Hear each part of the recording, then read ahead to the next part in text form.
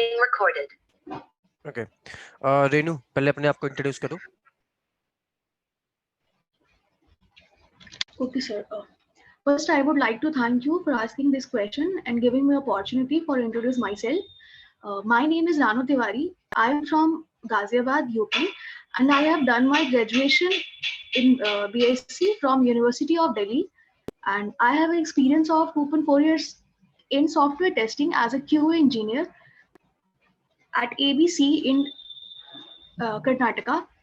And there are several roles and responsibilities which I will follow in the previous organization. We will analyze the requirement and preparing test cases and test data. We will covering all the requirement and get it verified by our team leader. And after receiving that build, we will locate that bug.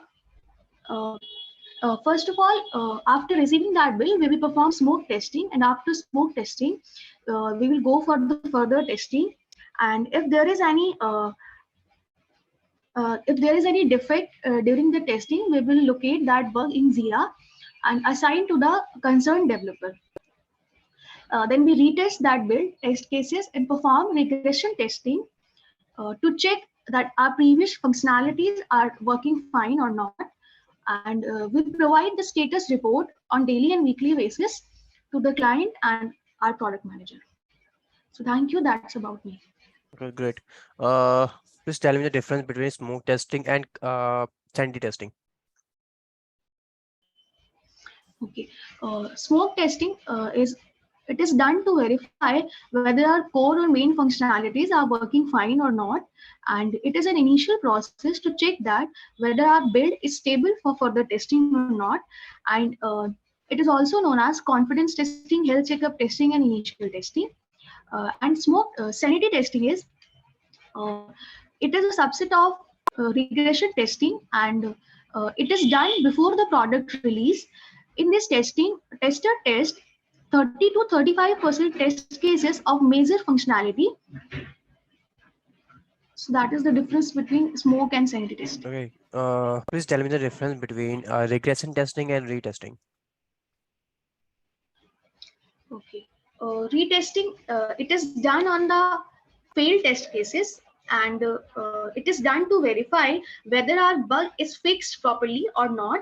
And in regression testing, we will check it is done on the past test cases, and in the regression testing, we will check that the bug, the code is changed for the previous bug does not affect the unchanged area of the build. So this type of, and in this testing, we have to check all the test cases again so that it does not affect our unchanged area of the build. This meeting is being recorded. हाँ, आपने सही बताया था वो. इसके अलावा मुझे बताओ कि बग लाइफ साइकिल मुझे डिफाइन करो, ये पूछते हैं इंट्रो में. Okay. When tester finds a bug at a very first stage, that is a new stage, and send it to the developer. Developer will open it, and if it is a valid bug, he or she will fix it and send again that build to the developer, to the tester. Tester will again test it, like he perform retesting, regression testing, and the cycle closed. But in some cases, when developer open that bug, if it is not valid, he will mark it as invalid or sometimes default. Sir इसमें default भी explain करना है. Default भी explain करना है, ठीक है. कुछ भी पॉइंट छोड़ना नहीं अपने एंड से. एक्सप्लेन करो. Okay, sir. Default, in some cases, developer mark that bug as default. There are some cases like first, if we will check that module in a particular sprint which is not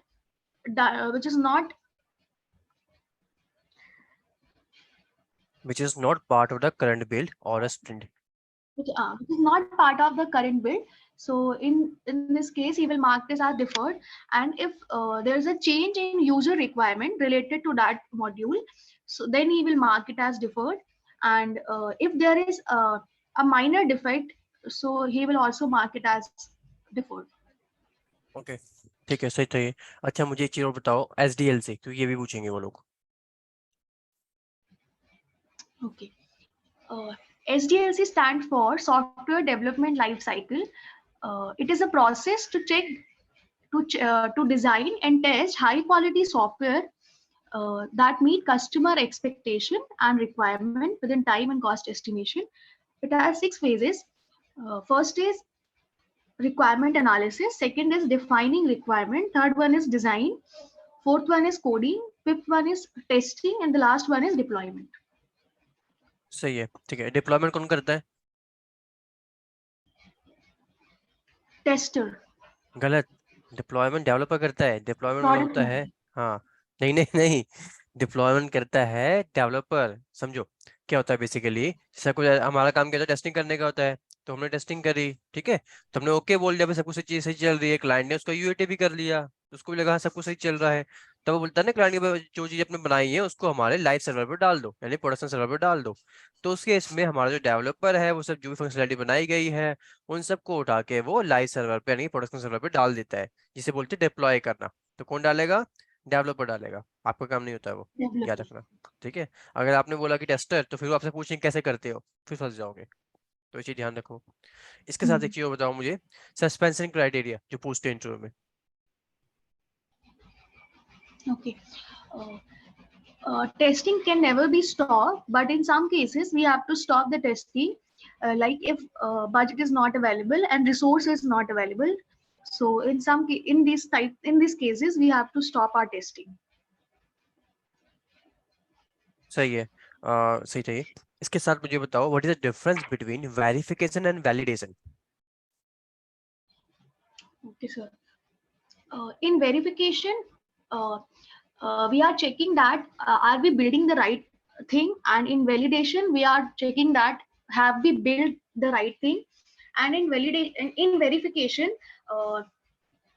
it is used to check whether the software meet the customer expectation, customer requirement. And in validation, it is used to check whether the software meet the customer expectation or not. And in verification, uh, it involves like it involves like checking files, document. And in validation, it involves we will check that our program is based on requirement specification. And execution of code does not come in the part of verification, it comes in the part of validation. ठीक है, सही है ना। So that एक is the चीज एक चीज बताता हूँ मैं आपको। अगर वो आपसे सॉरी, अगर वो आपसे ऐसे कहता है कि लाइक स्टैटिक टेस्टिंग और डायनामिक टेस्टिंग में डिफरेंस बताओ, तो सेम चीज ही है। ठीक है, वेरिफिकेशन को स्टैटिक भी बोलते हैं और वैलिडेशन को डायनामिक बोलते हैं। ठीक है, तो अगर ऐसे बोल देगा स्टैटिक टेस्टिंग में डिफरेंसेस बताओ, तब भी यही बताना है। तो इनको सीधा एक लाइन में पहले बोल देना कि भाई verification testing is called static testing, while validation testing is called dynamic testing. फिर इसका डिफरेंस बता दो। ठीक है, तो ठीक है, ये भी बेटर था। इसके साथ सर मुझे बताओ स्प्रिंट रेट्रोस्पेक्टिव क्या है? okay. It is the opportunity for the Scrum team to inspect itself and create a plan for the improvements which is done in the next sprint. And it is enacted during the next sprint, and it occurs after the sprint review. And there are few questions that we discuss in this meeting, like what worked well and what could be improved and what will we commit to do in the next sprint. Better है, great. ठीक है, और इसके साथ साथ मुझे एक चीज बताओ, डेली स्टैंड अप मीटिंग जिसे हम लोग स्क्रम मीटिंग भी बोलते हैं। ठीक है, इसके बारे में बताओ। Okay, sir. This meeting is held every day of the sprint, and it is held at the same time and at the same place each day. During this, we have to answer the following question. We have to answer the question like, what did you do yesterday? What will you do today? And is there any difficulties you face in your way during the testing part? ठीक है, And have you development team, product owner, scrum master attend this meet. ठीक है, nice. अच्छा मुझे एक चीज बताओ, have you performed security testing ever in your project? Yes, sir. Okay, please give me please brief me about it. Okay, sir. Security testing is done to check that whether our application is protected from the unauthorized user, and several type of security testing will perform, like URL manipulation. In URL manipulation, suppose the user is on a, sir, we have to verify all the part or just say the names? Just tell the name only. Okay. First, like URL manipulation and session expiry, SQL injection. So these type of security testing we will perform to check that whether a software or application is protected from the unauthorized user or not. Yeah, do you know the types of testings? Like boundary value analysis, Types of types of testing, boundary value analysis, testing techniques, types of testing techniques, कौन कौन सी techniques होती है testing करने के लिए, ठीक है? I think ये नहीं पता होगा तुम्हें, एक बता देता हूँ मैं, पूछ सकते हैं इंटरव्यू में। बाउंड्री वैल्यू एनालिसिस, ठीक है, जिसे हम लोग BVA कहते हैं। इक्विवेलेंस क्लास पार्टीशन, हाँ सर, ये आपने बताया था, ये मालूम है। हाँ, ये दो चीज के अलावा भी है, वो भी बताने जा रहा हूँ मैं। थर्ड होता है एरर गैसिंग, ठीक है, और फोर्थ है अपने पास डिसीजन टेबल मेकिंग, ठीक है। तो ये चार चीजें हैं, माइंड में रखना अपने। कौन सा एरर गैसिंग में क्या होता है कि हम मान लो कि वो येलो पॉइंट कराया था मैं इंटरव्यू क्वेश्चन आपको कि आपके बैच में कि नहीं कराया अभी तक? इंटरव्यू क्वेश्चन से कराए थे ना, फिर उसमें बताया था मैं एरर गैसिंग के बारे में, ठीक है। तो एरर गैसिंग होता है, डिसीजन टेबल होता है, ठीक है, ये चार चीजें भी है। अगर पूछते हैं टेक्निक क्या है टेस्टिंग की, तो ये टेक्निक्स होती है, ये याद रखना, ठीक है। इसके बाद मेरे को एक चीज बताओ आप, RTM, हु प्रिपेयर्ड ये RTM? Okay sir, QA lead will prepare the RTM. Great, थोड़ा सा डिफाइन करो It उसके बारे में। stand for, okay sir, RTM stands for required traceability matrix, and it shows the relationship between test cases and requirement, and it maps the test cases to the requirement. And the main purpose of making RTM is that no functionality should miss during the testing of the software, and it is necessary to verify our RTM whenever there is a change in user requirement, whenever there is a change in requirements. ठीक है, सही है। अच्छा मुझे एक चीज और बताओ कि कितने वीक की आपकी स्प्रिंट होती है, कितने वीक की आपकी स्प्रिंट होती है क्या काम करते हो तो? Sir, approximately 3 to 4 ऐसे नहीं बोलना weeks. है, ऐसे अटक के या ऐसे सोच के नहीं बोलना है, क्योंकि अगर हम रियल में काम करते हैं तो ठीक है, सीधा बोलो कि 3 वीक की हमारी स्प्रिंट होती है या 4 वीक की हमारी स्प्रिंट होती है, क्योंकि जिसमें हम काम कर रहे हैं ना वो स्प्रिंट बतानी होती है, उसको पूछते हैं वो लोग, ठीक है, क्लियर हो पॉइंट? तो क्या बोलना उसको, 3 वीक बोल देना या 4 वीक बोलना, कोई भी एक बोलना, एक ही होती है, अलग अलग नहीं होगी, ठीक है। इसके साथ साथ 3 weeks. अगर वो बोलता है आपने मल्टीपल प्रोजेक्ट्स पे काम किया है, तो बोलना हाँ हमने मल्टीपल प्रोजेक्ट्स पे काम किया है, ठीक है। इसके बारे में आपको थोड़ी देर में बताऊंगा मैं रिकॉर्डिंग के बाद। इसके साथ साथ वो अगर आपसे पूछता है क्या कहते हैं बिल्ड वर्जन क्या है, प्रैक्टिकल क्वेश्चन बता रहा हूँ आपको मैं, तो बिल्ड वर्जन आपको थोड़ी देर में भेज दूंगा मैं, तो उसको देख लेना, कुछ नहीं है, एक लाइन होती है बिल्ड वर्जन, तो वो हो जाएगा। इसके साथ साथ और क्या होता है इसमें, हाँ, योर टेस्टिंग अप्रोच, कैसे टेस्टिंग करोगे, एग्जाम्पल में ले लेता हूँ, फॉर एग्जाम्पल मैं एग्जाम्पल के लिए जा रहा हूँ, ठीक है। मान लो नहीं, यहाँ पे भी नहीं, मैं एक और निकालता हूँ अपना website,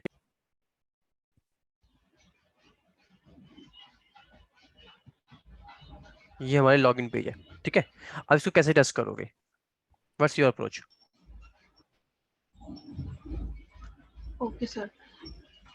First, we reviewed our SRS and design and user requirement, and we will make, according to that, we will make our test cases. That, for example, for this page, if there is an option, we will enter different username and password, and verify that it is user should able to log in or not, and if he enters the correct username or password, then he should able to log in, and if one of them is not correct, one of them of details is not correct, then he should not able to log in. And according to that, and if there is a problem, there is a, for example, if he will enter the wrong password and able to log in, so that is a bug, and we will report that bug in Jira and our concerned developer, so he will fix it. एक चीज और, boundary value भी use करो, ठीक है, क्योंकि password वाली field है तो बाउंड्री होने लगी होती है कि मिनिमम 3 कैरेक्टर या मैक्सिमम 4 कैरेक्टर ऐसा करके कुछ ना कुछ होता है, तो वो भी बोलना, ठीक है। सही था कॉन्सेप्ट बिल्कुल। इसके साथ साथ ये भी सही था आपका। डेव टूल्स के बारे में बताया, डेव टूल्स कौन से होते हैं? कौन सा sir? Dev dev dev tools नहीं। मैं बता रहा हूँ। जैसे मैं इंस्पेक्ट कर रहा हूँ, राइट क्लिक किया मैंने इंस्पेक्ट किया, ये जो हमारे पास सामने खुल के आ गया ना, ये राइट में, इसे बोलते हैं हम लोग डेव टूल्स, ठीक है। तो अगर पूछे कभी डेव टूल्स चलाया है आपने, तो बोला हाँ हमने चलाया है। क्यों चलाया है? क्योंकि कई बार हमें नेटवर्क में देखना पड़ता है कि हमारी जो एपीआई सही चल रही है कि नहीं चल रही है, ठीक है। कैसे देखोगे नेटवर्क में? यहाँ पे कंसोल के बाद देखो ये एरो का ऑप्शन है, यहाँ मैं गया, नेटवर्क आया, ठीक है। यहाँ पे जाने के बाद फैच एक्सेस लिखा हुआ है ना। अब मैं क्या कर सॉरी, मैं यहाँ पे आने के बाद कोई एपीआई मेरे पास नहीं है अभी, यहाँ अभी के लिए यहाँ पे नहीं है। अगर मैं यहाँ पे यूजर नेम और पासवर्ड डालता हूँ, फिर लॉगिन में क्लिक करता हूँ, मेरी सारी जो भी एपीआई होंगे वहाँ पे दिख जाएंगे मेरे को इसके नाम पे, ठीक है। यहाँ पे दिख जाएंगे सारी मुझे एपीआई, उसके स्टेटस कोड मुझे यहाँ पे दिख जाएंगे। तो एक काम करता हूँ, चेक के देखता हूँ एक बारी, अभी नहीं चल रहा है, ठीक है। एक काम करते हैं, मैं भी इसको यूज नहीं करूंगा क्योंकि मेरा वाला पर्सनल है ये, तो मैं कोई और वेबसाइट को यूज करता हूँ समझाने के लिए।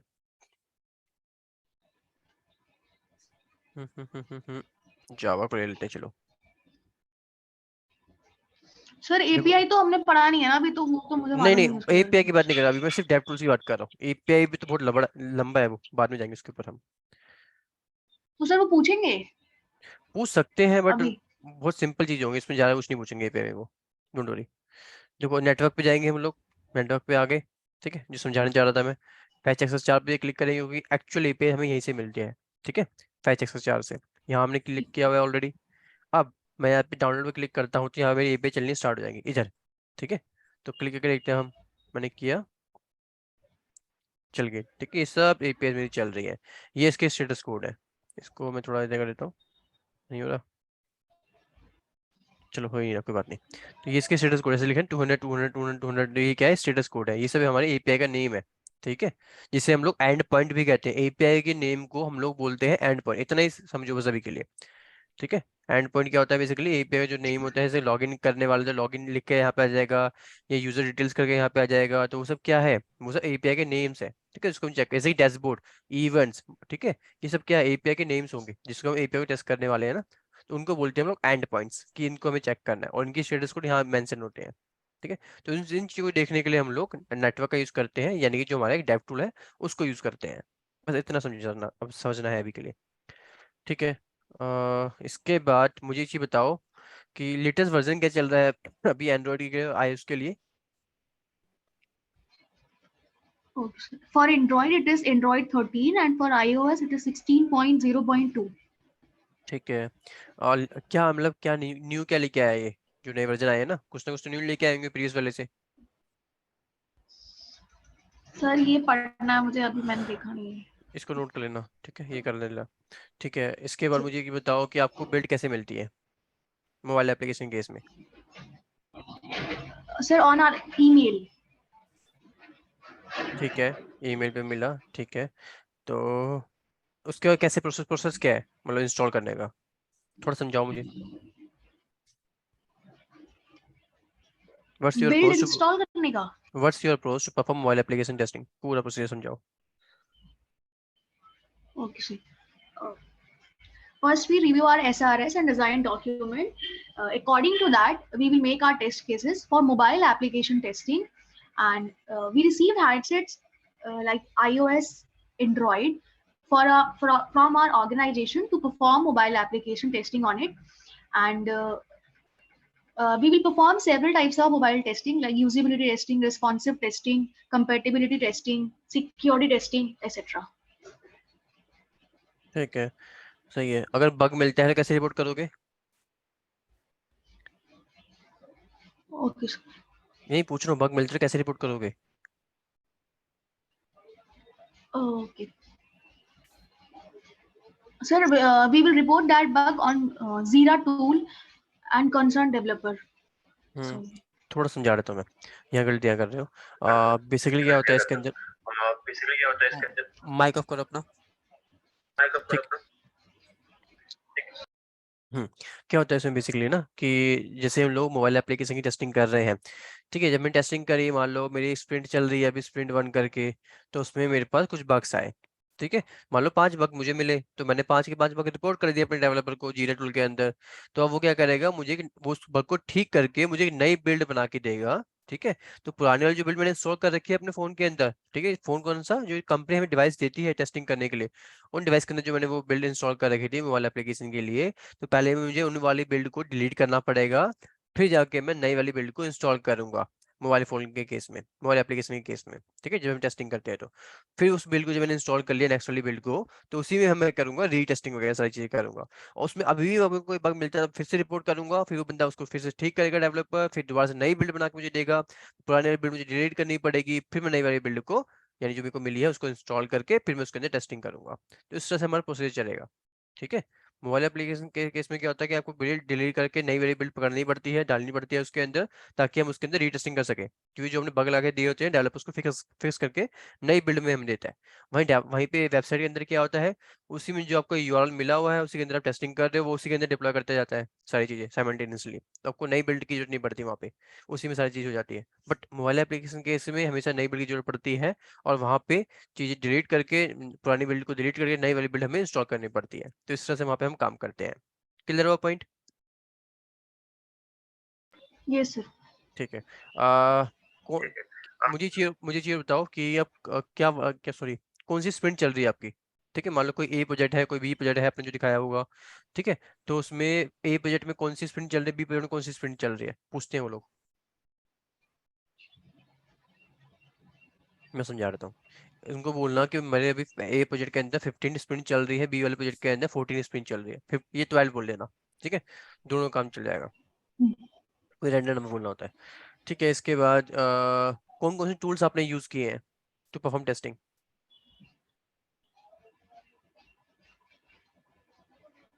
यहाँ पे भी गलती है, ठीक है, यहाँ भी समझा देता हूँ मैं। देखो, जीरा टूल हो गया हमारा, किसके लिए यूज करते हैं जीरा टूल हम लोग?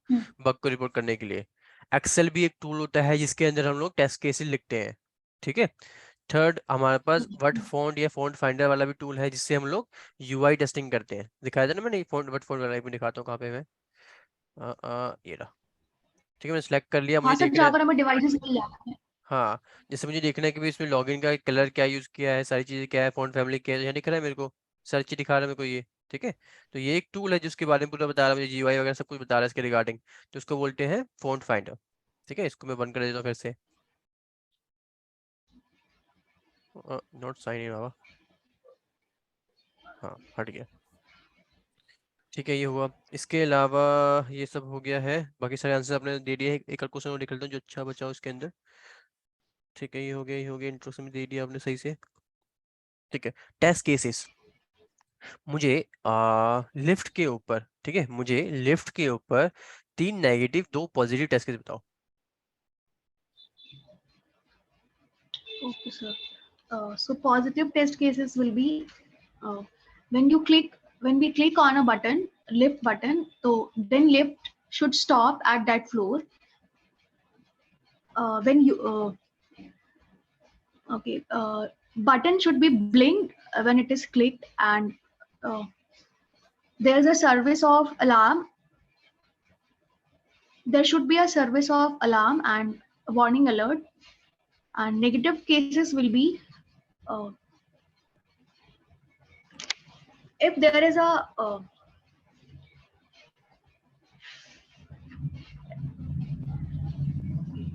यहाँ मिस्टेक कर रहे हो, ठीक है, और यहाँ पे थोड़ा सा ध्यान दो, यहाँ गड़बड़ हो रही है, क्योंकि टेस्ट केस पूछेंगे हर इंटरव्यू में, पूछेंगे टेस्ट केस, तो बहुत सिंपल टेस्ट केस होते हैं, टेस्ट केस में कुछ नहीं करना, बस इतना समझोगे कि मेरे को कहाँ जाना है, इतना समझ के चलो। जैसे मुझे लिफ्ट में हूँ मैं, तो क्या है, मुझे मान लो 5th फ्लोर में जाना है, मैं ग्राउंड फ्लोर पे हूँ, तो सिंपल मैं बोलूंगा भाई verifying that user should able to reach to the 5th floor if he press button, like जो कौन सा बटन तो वो प्रेस करते हैं ना बटन को, 5 नंबर या 4 नंबर जो भी लिखा है वहाँ पे, वो बटन को प्रेस करता है तो उसको वहां चले जाना चाहिए, शुड यूज करेंगे हम लोग, इज एम आर विल वगैरह यूज नहीं करेंगे, ठीक है।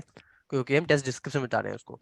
इसके साथ साथ सेकंड में बताता हूँ, for example verifying that user should reach to the third floor, if he is in fifth floor then he should reach to the third floor if he click on third button। तो इस तरह से एक process हो गया इसके बारे में भाई, ठीक है, ऊपर नीचे जा रहा है कि नहीं जा रहा वर्टिकली, हमने सब चेक कर लिया। इसके साथ साथ एक चीज और, अब हम वहाँ पे देखेंगे कि भाई लोड कितना है ना, कि verifying that use like lift should क्या कहते हैं उसे, लोड को क्या कहते हैं, वो लोड सह पाए, ठीक है, मुझे वर्ड याद नहीं आ रहा है इस टाइम पे, तो क्या कहते हैं बेसिकली कैपेसिटी।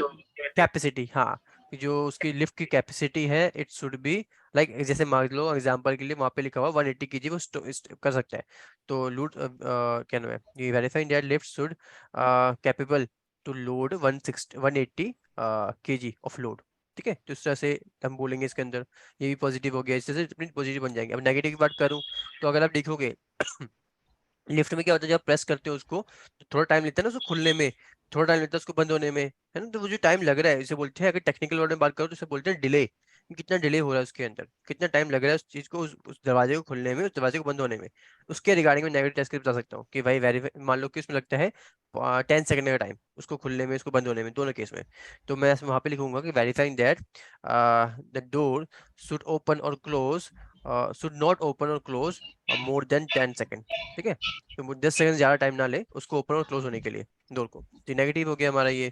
एक को नेगेटिव इसमें हो जाएगा, जैसे वेट की बात मैंने की, आपसे 180 kg सपोज कर ले रहा है, अगर 200 kg इसमें लोड मैंने डाल दिया है तो वो कैसा बिहेव कर रहा है, ठीक है, कि ऐसा तो नहीं है कि उसने उसको भी लोड ले लिया और ऊपर नीचे लेके जा रहा है, तो वो तो रिस्की हो जाएगा सिक्योरिटी वाइज, क्योंकि इसने 180 उसकी वो थी कैपेसिटी, उससे ऊपर अगर ले रहा है तो उसमें हो सकता है कोई मिस हैपनिंग हो जाए, ठीक है, तो वो भी चेक करना पड़ता है, वो भी नेगेटिव के अंदर आ जाएगा। इस तरह से हमें नेगेटिव और पॉजिटिव टेस्ट के लेके चलने पड़ते हैं, तो इस चीज को ध्यान रखना, पूछेंगे इंटरव्यू में वो लोग, ठीक है। और वेरीफाइंग सर डेट ये सही जो होगा। ये वाला केस होगा कि lift door should not open when the lift is in motion, तो ये नेगेटिव में आएगा। हाँ, सो टू नॉट बोलना सही है, नेगेटिव में आएगा, ठीक है। ये सब कुछ अच्छा है तुम्हारा, तुमने सारी प्रिपरेशन कर रखी है बस, और डेटाबेस और एपीआई मैंने नहीं पूछा है, ठीक है, क्योंकि वो चल रहा है अभी अपने क्लास में, एक बार वैसे डेटाबेस में कितना पड़ा है? सर अभी तक वही पड़ा है, एग्रीगेट फंक्शन ग्रुप हैविंग। ठीक है, वो पूछ सकते हैं इंटरव्यू में ना, डिलीट ड्रॉप ट्रंकेट में डिफरेंसेस क्या है, प्राइमरी की फॉरेन की यूनिक की में डिफरेंसेस क्या है, जॉइंस के बारे में पूछ सकते हैं, ठीक है, तो पूछेंगे, मुझे इतना उम्मीद है मेरे को, कोई नहीं, अभी तो अपना फर्स्ट इंटरव्यू है ना वहाँ पे, तो हो जाएगा आराम से, डोंट वरी। बस जो मैंने वीडियोस दिए ना उसको आराम से इंटरव्यू के बाद तब देखना आराम से उसको, ठीक है, वो भी कवर कर लेना, फिर थोड़े दिनों में आपको एपीआई वीडियोस भी भेज दूंगा मैं आपको, ठीक है, बाकी क्लास में चल ही रहा है सारी चीज़ें, तो आराम से हो जाएंगी, जितना मुझे उम्मीद है आपका हो जाना चाहिए इस मंथ आराम से, ठीक है। बाकी all the best next interview के लिए, ठीक है, टच वुड अच्छा जाएगा आपका, जैसा भी होगा मुझे बताना, और जो अगर नए क्वेश्चन कुछ पूछे जाएंगे तो वो मुझे बता देना, वो अपन कवर कर लेंगे साथ साथ में, ठीक है। Okay sir. चलो bye, take care, bye bye and all the best.